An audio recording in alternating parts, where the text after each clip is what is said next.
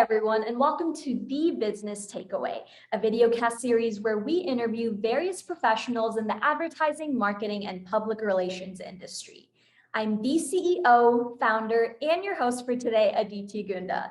With me today, I have Jemalyn Griffin, who is the Assistant Professor of Practice, Executive Director of Jacht, and Co-Director of the Experience Lab at the University of Nebraska-Lincoln. It's great to be talking with you, Jemalyn. Yes, it's so great to be here. Thank you so much for having me, Aditi. Of course. I'd like to start off by first asking you, what got you interested in the field of advertising, marketing, and/or public relations? Sure. So just like a lot of college kids, you kind of are searching for what is my purpose? What do I want to do? And how do I want to leave an impact in the world? And so, growing up as a low income first generation student in San Diego, I knew I wanted to provide a better opportunity and future for my family.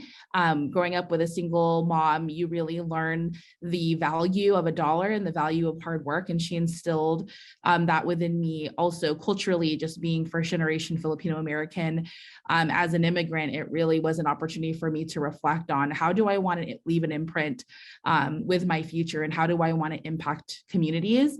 And so being heavily involved in several leadership organizations, I went to San Diego State University and majored in advertising and public relations. And I've always considered public relations as one of the most influential fields, because you literally are working on communications platforms that have the ability to change people's perceptions about the entire world and the different organizations within it. So I think it's very powerful, and I just love talking about it, and I am so passionate about teaching it. I'm so glad to hear that. What was your education, where you went to college, bachelor's degree, and master's degree, if applicable? Yes. So I went to San Diego State University for my undergraduate career and majored in public relations. And it was such a great opportunity to get involved in Public Relations Student Society of America. And through that, I was able to travel quite often throughout the United States, being on the National PRSSA board. And then I got my master's degree actually from the University of Nebraska here. And then I also have certifications and various professional development program area certificates from Harvard University as well. Nice. What was your career, or what has your career path been since out of college? You can kind of skim through the jobs like right out of college and go into more depth on recent experiences if you'd like. Sure, of course. So after graduating San Diego State, I did move to New York, and there I served as a public relations manager for the New York Historical Society, as well as worked with the vice president of communications there, as well as worked for the Alexander Hamilton Foundation. And then I also worked for Public Relations Society of America. In San Diego, a lot of my clients consisted of nonprofit organizations, as well as several health experts and authors. And then I also worked for one of the largest nonprofit organizations in San Diego, where I got a lot of media relations experience with Good Morning America, with crisis communications, and with the Associated Press and the NFL, because the client was a former NFL player. And so in regards to that, I learned a lot of information in those early years of my career. But most recently, I was the director of content and digital marketing at Harvard University, where I managed the entire content and digital marketing services team. And it was a wonderful opportunity to oversee 4 to 5 of Harvard University's brands, and really service about 45,000 students globally in regards to Harvard being such an international and recognized brand. And so that's what brought me here to UNL. I was here a few years before Harvard, as well as the director of marketing communications. But then I was asked to apply to this role, and here I am. And once I got here, I wasn't sure if I wanted to ever go into academia, but once I connected with the students and was in the classroom, it was like magic, and I knew I had to be here. For sure, that's lots of experience. I love that. Yeah. Could you please describe a typical work week now with all of your job positions? Yeah, so I wear many hats at the college, but it I wouldn't have it any other way because the students are really why I'm here. And the experiences I'm involved in really gets to highlight the students and really challenges them to curate their own academic experience and gain hands-on learning experiences even before they leave to enter the industry. And so a typical work week consists of a lot of meetings.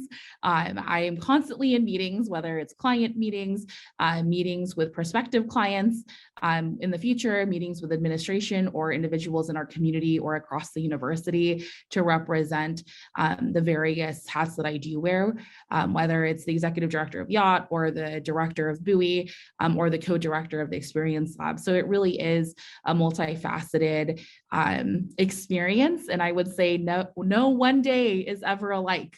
And so I would say that's pretty on par for a lot of professionals in our industry. I love that. So throughout your various positions, what skills would you say you've acquired that would help you communicate a client's message? Sure. So I would say the biggest thing about working with clients is really understanding how to be a strategic problem solver. I always tell my students that people don't hire us just to create pretty content. They hire us because they have a problem they want to solve and they want to work with us as thinking partners to really strategically create a plan that will effectively communicate to their target audiences.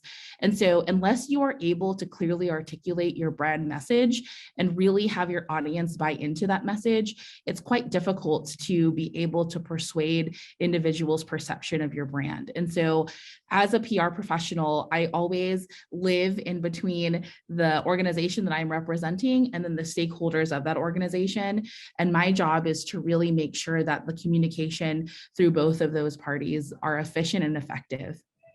Great. How can you use social media to reach and impress traditional media? Sure. So I love social media. It's not just something that I actively teach and create courses about, but even through Harvard Summer School in the summer, I work directly with Harvard students on talking about social media management. And so I really do think that social media has changed the way that we communicate. We've always had ways of communication, but social media has definitely transcended and transported our communication methods in such a fast and ever evolving way. And so I think that people need to realize it's not about being on every channel, but it is about who are you trying to talk to and what mediums are those audiences living on, and really meeting your audiences where they're at. Because let's face it, there's so much competition for real estate within media that unless you are actively reaching your target audience through social media, someone else is doing it for you. So that's correct. I agree with that. Yeah. What soft and hard skills would you say are the most crucial to have in this industry?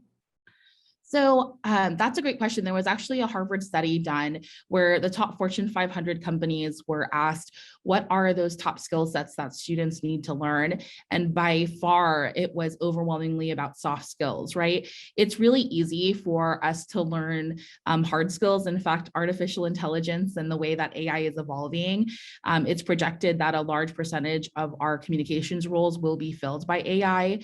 But what AI cannot fulfill is the strategic planning skills. It cannot replace our critical thinking skills and the way that we communicate interpersonally and interconnectedly with our clients. And so I really think that it's important for us not just to understand how we perform a task, but why, and how are we actually moving the needle for the clients that we're representing. Yeah, for sure. Could you give us an example of a successful campaign or any client work you designed, and why do you think it's successful? And looking back at it now, would you change anything about it? Sure. So yes, I've worked on multiple campaigns, whether I was a public relations manager or worked for a director of marketing communications. But most recently, I worked on global campaigns as part of Harvard Extension School and Harvard Professional Development programs. And so we had to develop creative that actually would live in large markets, most of which an example would be is managing. There was about, an $8 million budget, and we really spent upwards of like $100,000 a month on Google search engine optimization and search engine marketing. And so the most recent campaign was actually a recruitment campaign to increase awareness and influence positive perceptions surrounding our professional development programs. And so we developed campaigns that would run within like the JFK and Boston International Logan Airport, as well as worked with an agency out of San Francisco to effectively implement that campaign and make optimizations based on its performance. Did you learn anything from other people's mistakes? And if so, what did you learn? So I would say everyone makes mistakes. I make mistakes every day. It's important for us not to be afraid of failing. I think failure is such an important part of every person's personal journey. And without failure, you really don't have an opportunity to grow and challenge yourself. And so I would say I learn from myself. I learn from other people on a regular basis. And I think it's important to see people as human first and to realize that we're all in this together. And if you can empathize with people who make mistakes on a regular basis and realize and connect that the fact that you also make mistakes, it makes everyone's life a lot easier. People typically don't leave jobs, they leave other people. And so it's really important when you're managing individuals that you realize that you're working with people. I love the way you worded that. That was really good. What advice would you give for people wanting to enter this industry, or like what would you encourage them to do?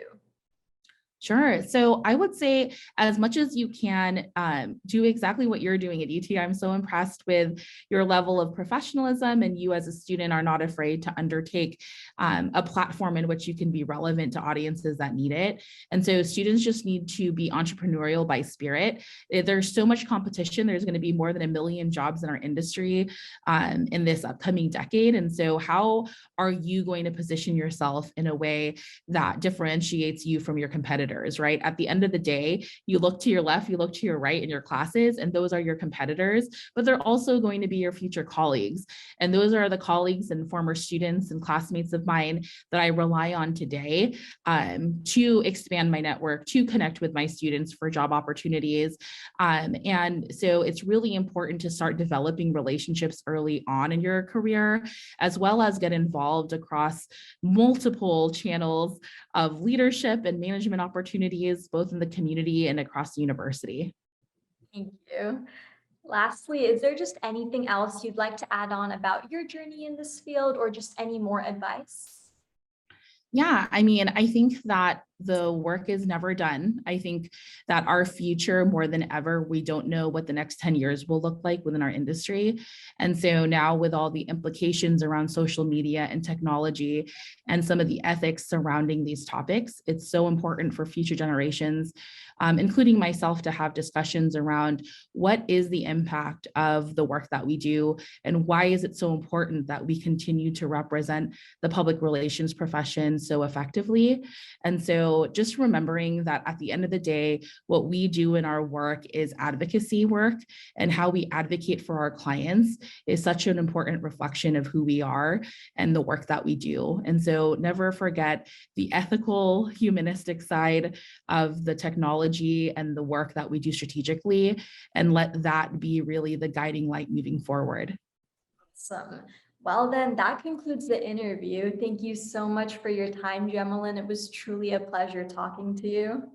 Yes, of course. Thank you so much, Aditi. I'm looking forward to continuing to work with you this semester. I'm so excited. Once again, I'm Aditi Gunda, and this was Jemalyn Griffin on The Business Takeaway. Please don't forget to like, comment, share, and subscribe to our YouTube channel to be up to date with our videos. And please feel free to reach out about anything.